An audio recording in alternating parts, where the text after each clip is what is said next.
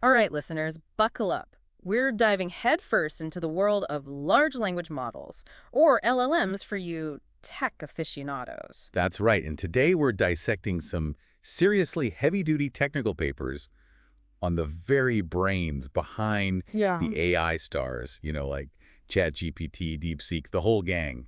We know you're no stranger to AI, but let's be honest. Sometimes these papers can feel like they're written in a secret code. Absolutely. So we're here to break it all down, to distill all that dense info into something you can actually wrap your head around and, maybe even use. Consider this your cheat sheet to understanding how these AI marvels are built, trained, and maybe even how they think. And trust me, it's way cooler than it sounds. Mhm. We're going to uncover some seriously surprising details, real-world implications that will make you see LLMs in a whole new light. First stop, building the foundation. That's where pre-training comes in. Okay, pre-training. I'm picturing like a robot boot camp, push-ups, obstacle courses for algorithms. Not quite a boot camp, but you're close. Yeah. It's all about building the core brain of the LLM, Right, right. giving it that massive vocabulary, the grammar, the whole symphony of language. Yeah, like teaching it to speak fluent human. But these papers keep throwing around terms like exponential smoothing and sim hash. Ah, They yes. sound a bit like, something out of a cryptography manual. Well, they might sound complex, but they're actually really clever techniques for making the whole learning process incredibly efficient. Okay, I'm listening. So exponential smoothing helps the LLM prioritize those words and phrases that pop up all the time. Think of it like a popularity contest for words. Okay, so like the more popular a word is, the more attention it gets. Exactly. And then you have SimHash, which comes in to weed out any near duplicate text. It's like a super powered plagiarism checker. Oh, so that's how these LLMs can give you all those different responses, even when you give them the same prompt? Precisely. They're not just spitting out memorized text. They're actually processing and understanding what you're asking. That's pretty impressive. So before we even get to the training part, there's this whole other step called tokenization, right? Right. It's like taking this big, complex recipe and chopping it up into all these individual ingredients. That's a great analogy. And the papers keep mentioning BPE and sentence piece. Right, BPE and sentence piece. Are these like specialized knives for chopping up those linguistic ingredients? You could say that. BPE, or byte pair encoding, is all about merging those bytes that show up together a lot, kind of like compressing a file. Got it. So efficiency is key here. Absolutely. And then you have sentence piece, which takes a more statistical approach, identifying those chunks of text that are the most statistically significant.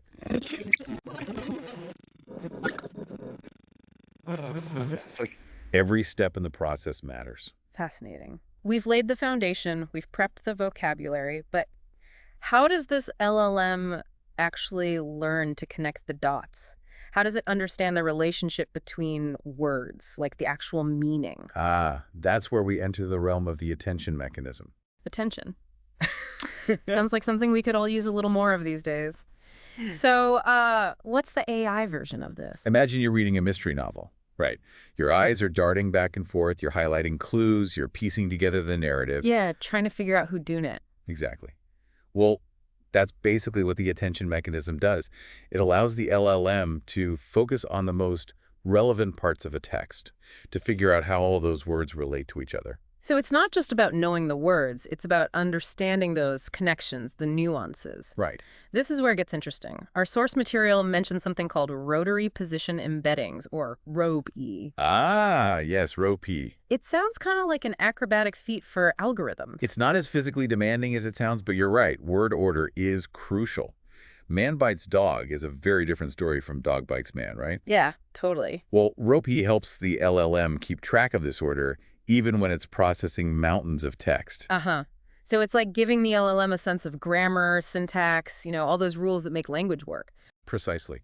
And to make this whole process even more efficient, they've developed something called flash attention. Flash attention. So is this like speed reading for AI? Haha. In a way, it lets the LLM zero in on exactly what it needs without having to wade through everything else. That's amazing. So we've built this powerful brain that can handle all the complexities of language, but how do we actually put it to work? How do we make it, actually do something useful? Well, that, my friend, is where fine-tuning comes in. Okay, so fine-tuning is where we take this raw talent, all this linguistic potential, and we shape it into like a specialized tool. Exactly. Think of it like taking a general-purpose computer and installing specific software for graphic design or video editing. You're customizing it for a particular task. So this is where LLMs get their PhD, huh? This is where we turn them into the experts. Exactly. And our sources talk about a technique called LoRa, or low-rank adaptation. Laura, okay. I'm all ears. What's that about? Imagine you're updating your phone's operating system, right? But instead of downloading this massive file, you just get a small update that targets specific improvements. Oh, so like a targeted software update for the LLM. Precisely. And it makes the whole fine-tuning process way faster and more efficient. Clever. So Lorelei is like giving the LLM a boost in a particular area, but we're not just throwing a toolbox at it and hoping for the best, are we? Of course not. We need to give it clear instructions. That's where instruction tuning comes in. So we're basically giving it a set of guidelines, like write a poem about a robot falling in love. Exactly. But here's where things get even more interesting. We also need to consider the LLM's psychology. We want to make sure it not only understands the instructions, but also responds in a way that's, helpful, harmless, and aligns with our values. Model psychology, that's a new one. Are we talking therapy sessions for algorithms? Uh-huh. Not quite therapy, but we do need to understand how the model thinks, how it processes information, what biases it might have. Yeah, because if these things are going to be out in the world interacting with people, we need to make sure they're playing nice, right? Absolutely. It's all about making sure these LLMs are safe and reliable partners, Right. not just super smart machines. Right, partners. And speaking of understanding how they think, our source material mentions something called knowledge distribution analysis and hallucination analysis frameworks. Those sound a bit like sci-fi movie titles. They might sound intimidating, but they're incredibly useful tools.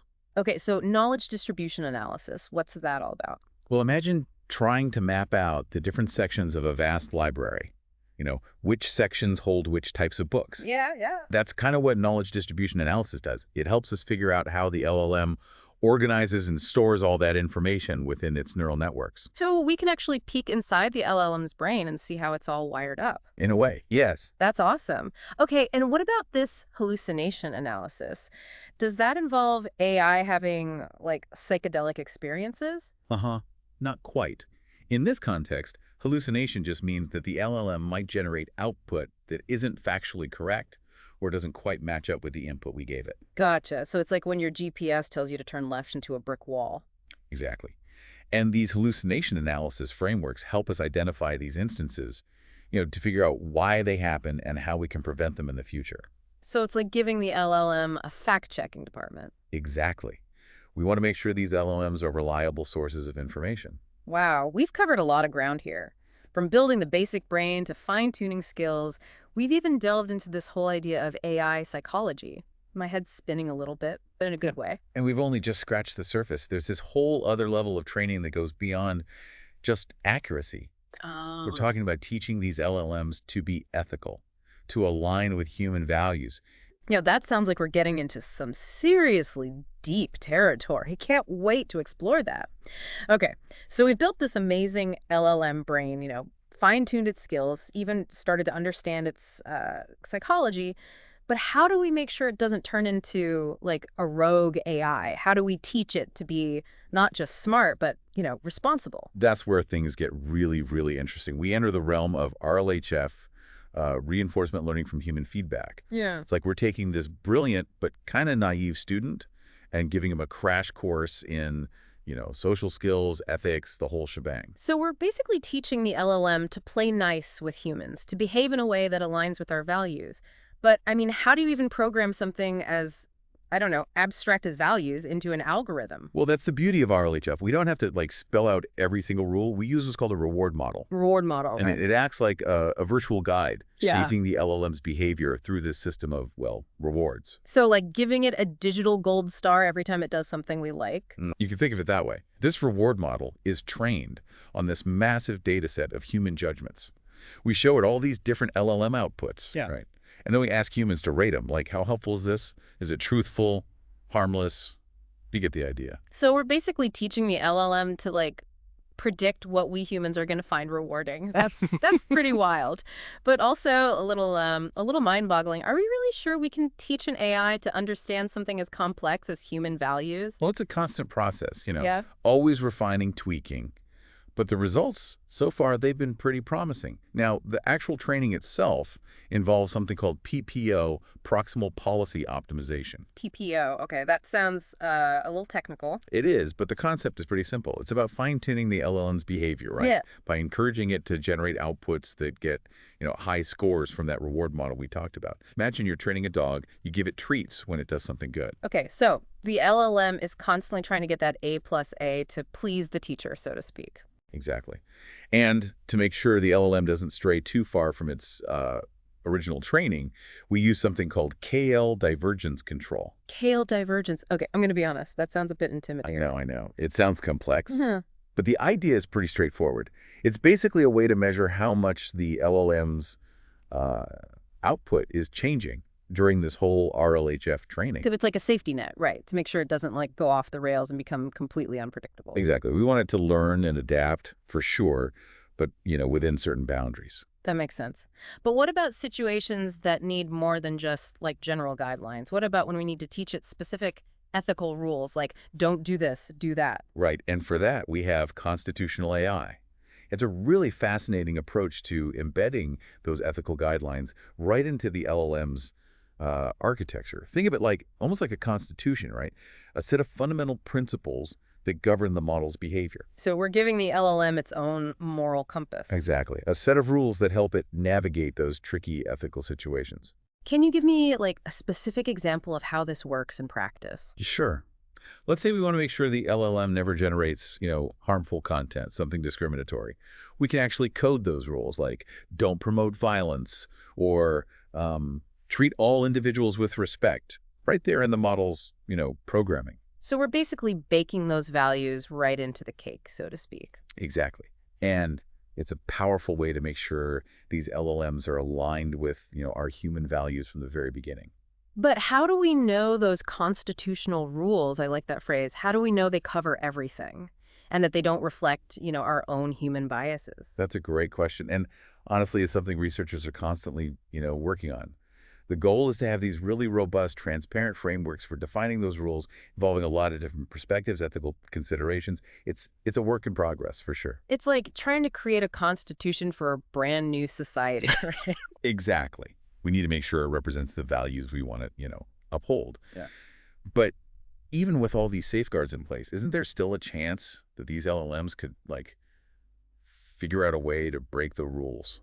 I mean, they're incredibly smart systems. You're absolutely right to bring that up. And one of the big challenges that researchers are dealing with is this whole idea of reward hacking. Reward hacking. Okay, that sounds a little bit sneaky. What exactly is that? So reward hacking is when the LLM basically figures out how to exploit loopholes in the reward system. It wants to get those rewards, those digital gold stars, but without actually doing the work, without actually learning the intended behavior. So it's like a student who figures out how to cheat on a test. They get the A plus side, but they haven't actually learned anything. Exactly. And it's, a bit unsettling. But researchers are working on a bunch of different strategies to combat this. One approach is something called adversarial training. Adversarial training. So we're like pitting the LLM against itself in some kind of digital duel. Not exactly a duel, but we do create this separate adversarial model, right? And its job is to basically try to find weaknesses in that reward model to try to exploit them. Oh, I see. So it's like we're setting a thief to catch a thief. Yeah, kind of like that. And it helps us to, identify those vulnerabilities and make the whole system more robust. That's pretty clever. So it's like a constant arms race then, with the LLM trying to outsmart the reward model and the adversarial model trying to catch it out. Exactly. And another strategy we use is diversity promotion. Diversity promotion. Okay, what's that about? So with diversity promotion, we're encouraging the LLM to, explore a wider range of responses. We don't want it to just get stuck in a rut, always giving the same safe answers. So we're pushing it to be more creative, to think outside the box, huh? Exactly. But of course, we need to make sure it doesn't get too creative. Mm. Right? We don't want it to start generating harmful or inappropriate content. And that's where safe exploration mechanisms come in. Okay, safe exploration. I like the sound of that. What does that involve? Think of it like a child learning to walk. They need the freedom to experiment, to, try new things. But you also want to make sure they don't, fall down the stairs or run out into traffic. We're basically creating a safe space for the LLM to, test its limits without, breaking anything. Exactly. And We can do this by, constraining its actions at first, giving it clear feedback on, what's safe and what's not, Mm. and then gradually giving it more freedom as it proves itself to be, competent and responsible. So this whole RLHF process, it's a real balancing act, huh? We're trying to push these LLMs to be as smart and capable as possible. We also need to make sure they're, playing by the rules. Absolutely. It's one of the most fascinating and challenging aspects of LLM development. And even with all the safeguards we've talked about, there are still a lot of open questions, areas where we need to tread very carefully. Well, this has been a real eye-opener. I'm starting to get a sense of just how much effort, how much thought goes into making these LLMs not just intelligent, but also ethical. It's not just about the tech. It's about, the human values that guide it. Absolutely. And it's a team effort for sure. Researchers, engineers, ethicists, and, society as a whole all playing a role. So we've covered a lot of ground here, from pre-training to fine-tuning to this whole intricate world of RLHF. But there's always more to learn. We've been on quite the journey, haven't we?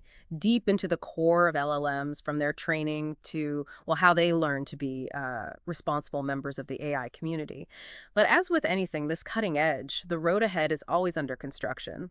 So what's next for these AI marvels? Well, it's an exciting time to be working in this field, that's for sure. The possibilities are, well, almost endless, but so are the challenges.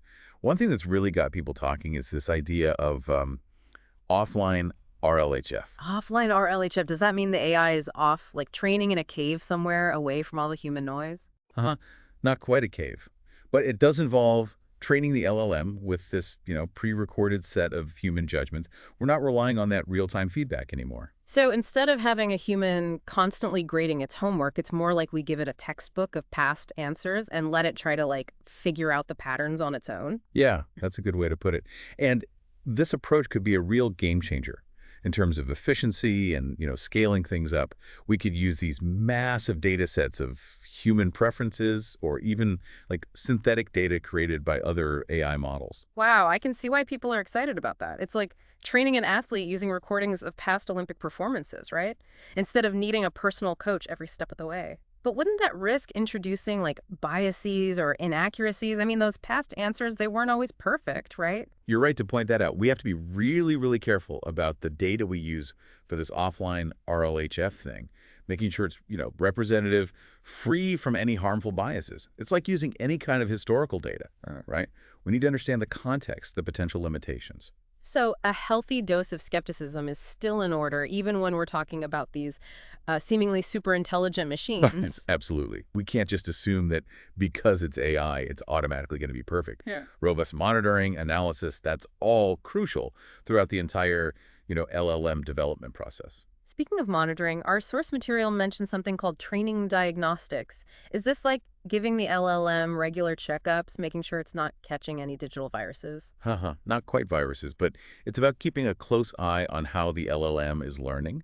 We track all sorts of metrics, things like policy scale divergence, value loss, reward statistics, even gradient statistics. Okay, I'm going to need a bit of a translation here. What do these metrics actually tell us? Like, how do we know if the LLM is on the right track? Think of it like a dashboard for the LLM's learning curve.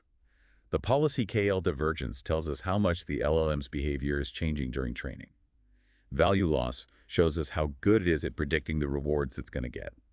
And the reward statistics, well, those basically tell us what kinds of behaviors are being, reinforced. So we can see what lessons the LLM is taking to heart and which ones it's still, struggling with. Exactly. It's all about getting that feedback, making adjustments as we go. That's pretty amazing. But even with all these checks and balances, are there still concerns about, risks? What keeps you up at night when it comes to LLMs? But one of the biggest concerns is, honestly, the potential for misuse. These LLMs, they're powerful tools, Yeah. right? And like any tool, they can be used for good or for bad. The possibility of them being used to, generate fake news, spread misinformation, or even create those deep fakes that are basically indistinguishable from reality, that's a real worry. Yeah, that's a pretty sobering thought. It seems like the more powerful these models become, the more important it is to have those, open and honest conversations about ethics, responsible development. Could agree more. It's not just about advancing the tech for the sake of it, right? It's about making sure the tech is used in a way that benefits humanity, that aligns with our values. So, with all that in mind, where do you see LLMs going? What does the future hold? Are we on the verge of some like utopian AI-powered world, or is it more like, heading towards a dystopian nightmare? I think the truth, as always, is probably somewhere in between. These LLMs, they have the potential to completely revolutionize so many fields. I mean, everything from education and healthcare to, scientific research and the arts. Imagine personalized tutoring systems that adapt to each student's learning style. AI assistants that can automate all those tedious tasks we hate, or even tools that help us break down language barriers and connect with people from all over the world. That's a pretty amazing vision. But it comes with a lot of responsibility too, right? Absolutely.